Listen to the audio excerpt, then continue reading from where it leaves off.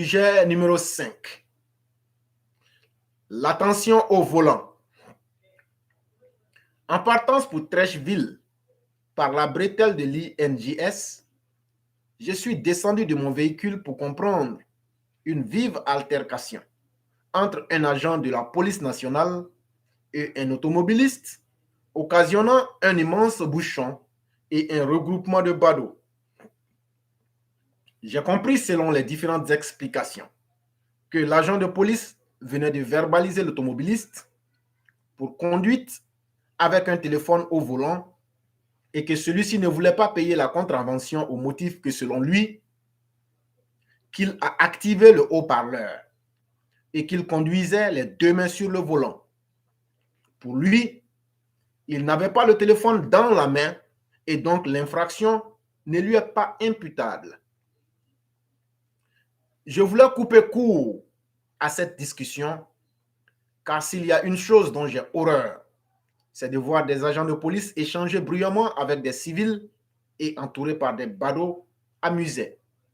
J'ai donc payé les 10 000 francs CFA que l'agent de police lui a donné comme contravention.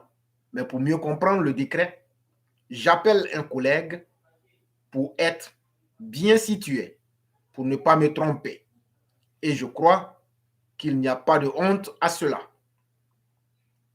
Dis-moi, le décret qui réprime le téléphone au volant est-il applicable à quelqu'un qui conduit avec les deux mains et qui a les kits mains libres, genre micro ou Bluetooth? Non, mon commissaire.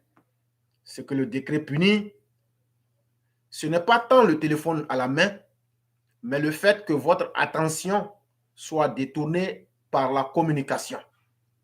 Vous n'êtes plus concentré sur la conduite et que vous constituez donc un danger pour tous, aussi bien pour ceux qui devant que ceux qui sont derrière vous ou qui vous suivent.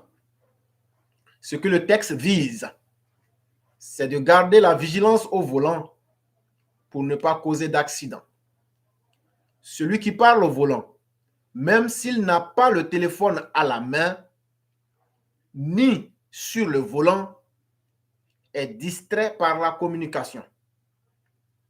Ok, si j'ai bien compris, on ne doit pas être distrait au volant.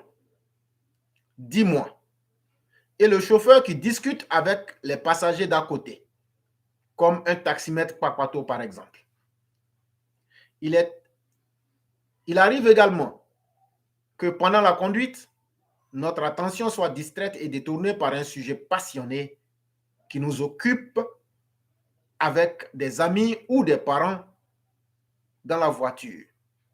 Alors, si un policier voit cela, il peut le verbaliser parce que tout ça participe à déconcentrer le chauffeur. Et il arrive même que le chauffeur s'énerve au volant ou gesticule de joie avec des passagers pendant qu'il conduit.